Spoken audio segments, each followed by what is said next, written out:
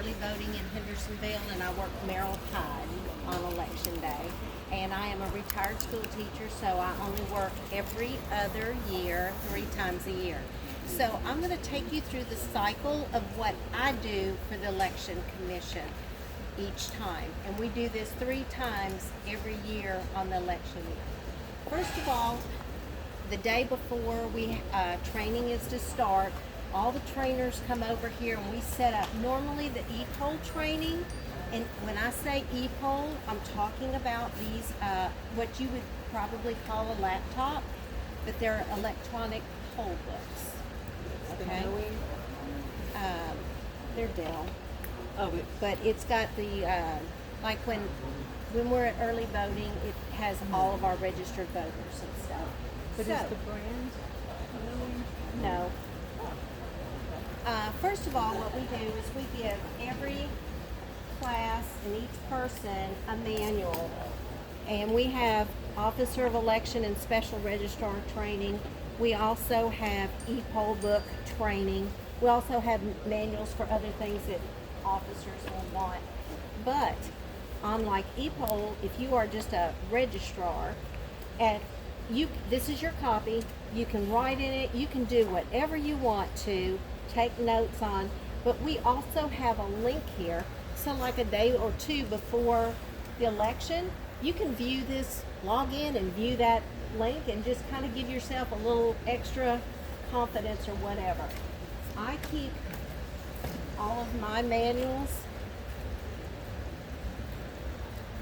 in a binder with tabs, and my binder is kept in my precincts, and it's pink so that if any poll worker wants to look at it, they can. It's available to them. When these get revised, is there a sign-off procedure, or who do these ever get revised? They do get revised. And is there like a serialization so you know that this is revision? Yes.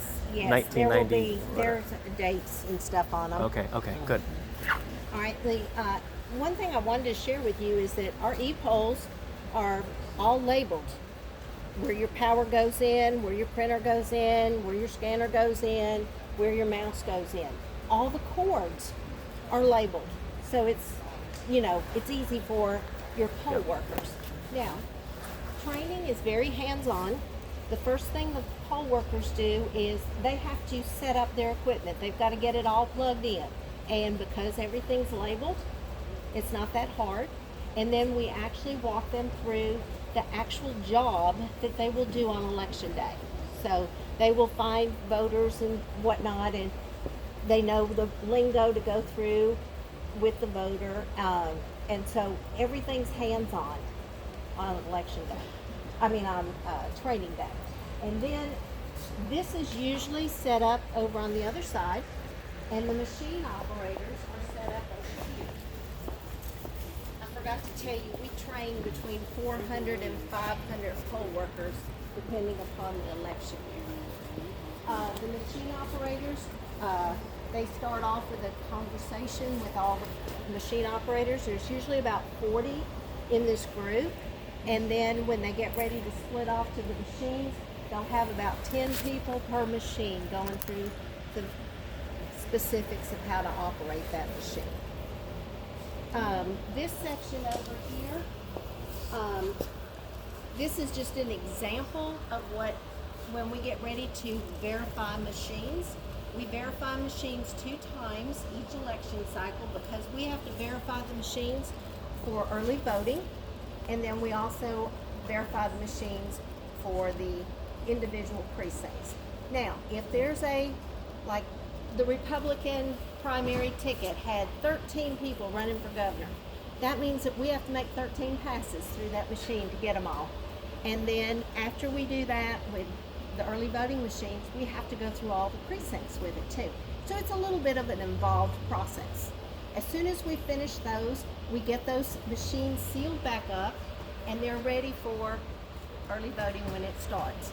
Then we immediately start on the machines, verifying them, and for each of the individual precincts.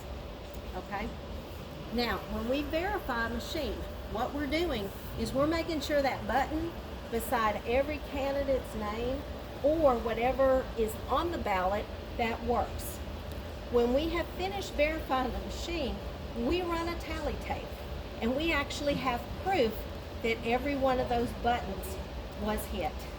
And then the machines are then taken back down to zero. We run a zero tally tape, and we run them back down. But it takes 4 of us. Usually 2 of them are people that work in the office much more frequently than I do. And usually I have another person who does training for machines, will be in the basement with me and helping me verify those machines. All right, if you'll walk over here.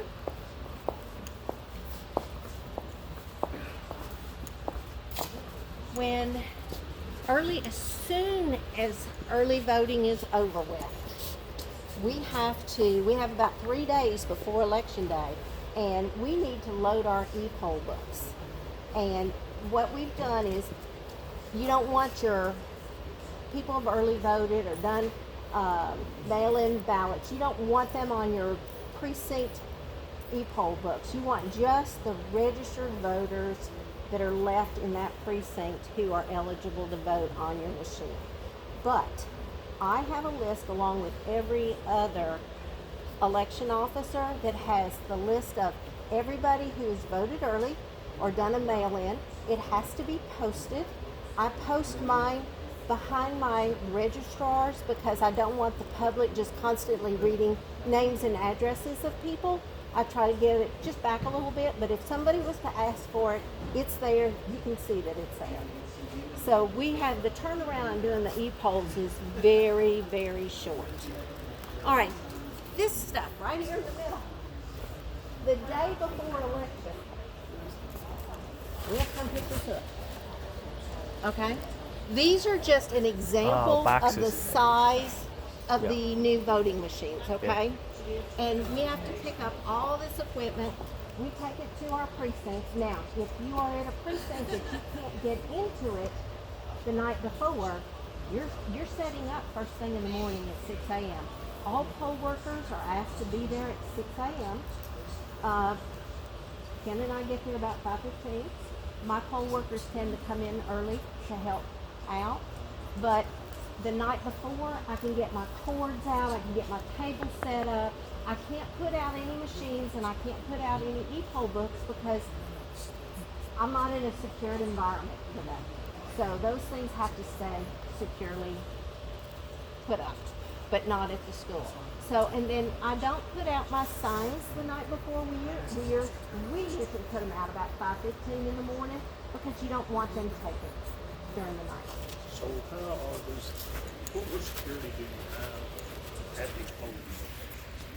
Maybe not that, a lot of room with Just see that. and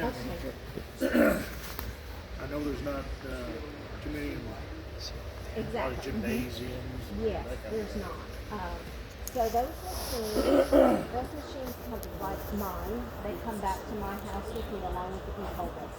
Those machines are all sealed. Those seals have not been broken, and they're in my locked garage. And my car, I actually lock my car in the garage too. It's just a nutshell. And I do not have a walk-through door into my garage, so you're not getting into my garage. It's not happening. So yeah, I keep those locked up there. When we do early voting at Hooversville, I have a closet, a secure closet that the church changed the locks to, and there are 2 keys. I am given those 2 keys, and I'm the only one that has the keys to those closets. Could we see one of those seals? Oh, absolutely, absolutely. Wanted to see the seal.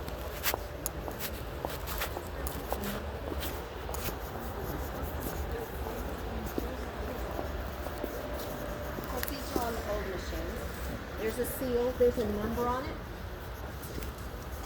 and every seal is documented, every number. There's also a seal on the inside. We have to verify every single day the inside seal as well as the outside seal. There's one inside too? Yes, On the voting machine. yes, On the panel. yeah. So if the there's- panel's covered or something? Is that what you're saying? No, it It's on the back. And the inner works of the machine is inside. So it's called the judge's seat. Oh. Or the machine technician's So seat. that's one you open in order to No, hook we up don't ever open the it. paper? We Oh, don't it's never ever, open. we never touch it. We never touch it. And if it is open, we have to call and go, well, It's never happened. and see, at the end of the night, we reseal these machines. Just like after we have verified the machines, we reseal them up. So these will always have a seal on them. With that same number that's No, matching that? it changes every time. And you have a log of that? You have a log? Yes, yes. No, the old ones have like the USB that's exposed in the front, I think. But the new ones don't. On the machines? No. Yeah. I've never seen a USB on the machine. Oh, I thought there was an exposed port on the old ones. There is, There is. and that is for the printer that prints. Oh, a that zero one. tape in the Oh, morning. okay. Right. Okay. It's on the very back, Okay. and that's where you hook in the printer. Okay. Did you explain to them at the precincts there's a zero tape run every time on every machine? There is. And at the end of the night, we run a tally tape, and we run 3 of them. And one of those is actually placed on the window Yeah. of the school or the church or wherever we're Yeah. at. All right, let's go back Okay. over here to the precinct. So you got an idea of kind of what we're putting in our vehicles and hauling to the precinct. The one thing I do want you to know is that no voting machine can be carted in an open bed truck. Okay, that's just against the law.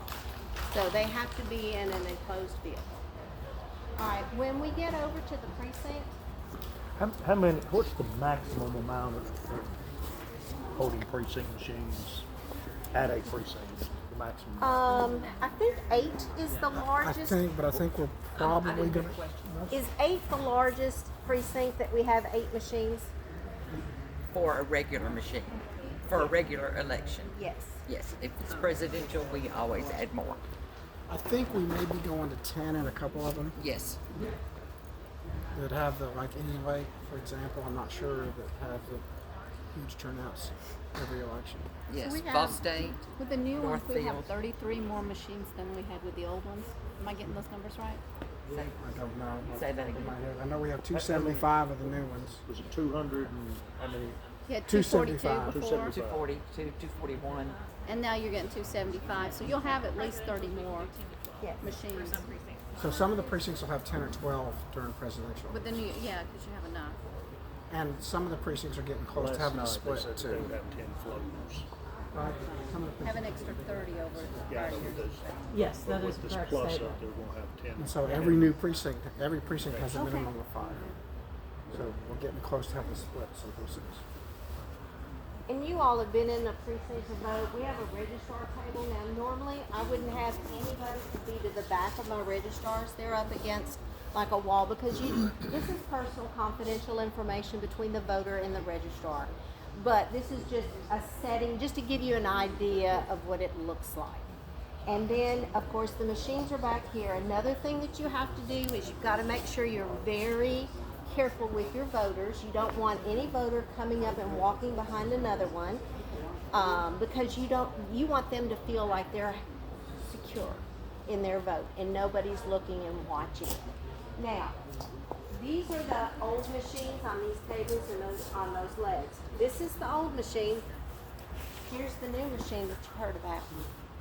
Okay, it's much larger. So. What are those red? What are those red things? We going on a trip? Oh, those are those red things, and we're getting ready to show you over here Oh. what they're working on right Oh, now. okay. Those red suitcases are layered up with supplies that Wow, we need okay. for the election. All right, now we arrive at the polls. Like I said, the poll workers are told to be there at 6. I get there about 5:15.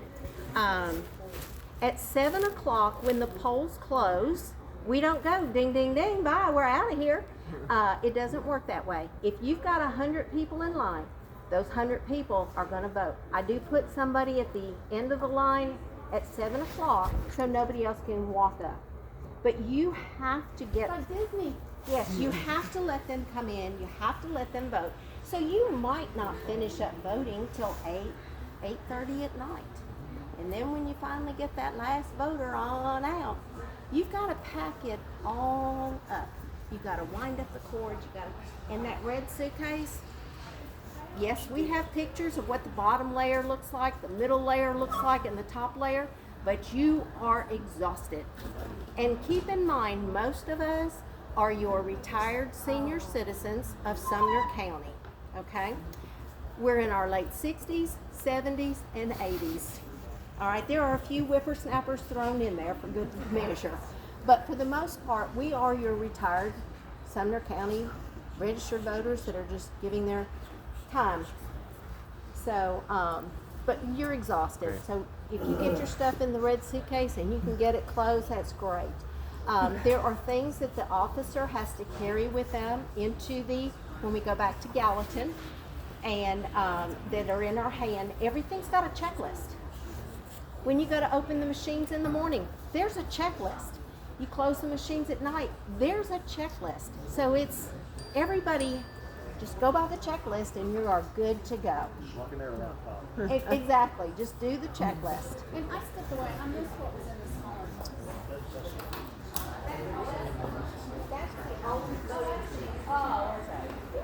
Yeah, it's just giving you an idea of the difference. So when you're coming in then, so in the morning, and you're bringing the machine, the poll book, and then are you bringing the printers and all that, or they can be there ahead of time? I can put up the printers the night Because before. they're not, okay. Okay? Right, got it. Yeah. But the other things, no. Anything that needs to be secured, it's got to, you just have to. And then when you're done, what goes to the county building so that everything can get all counted up? What do you? Everything in that pile goes back to the county building. Oh, okay. But Okay. what do you bring them, like, so that they can do the tallies from everywhere? Okay. We have a gray envelope that we have in our hand, and it'll have all the cards and everything from the closing out of all the machines are in there. It has, if we've done any voter, change of address, change of name, all of that stuff's in there. If we've had to redirect a voter, that's in there. And then we also, there's a blue secure bag over there that goes in there. That's for provisional ballots. And also, if you ever, when you go in, the next time you go in your precinct, and you see this little folder on a table, that's where we do provisional ballots, because you want that voter to have privacy. Okay? Yeah, she's actually bad. I just realized I read the contract. I don't know. We'll have to get the mail. That's not fair. This one is 32 pounds. This is 32. Yes.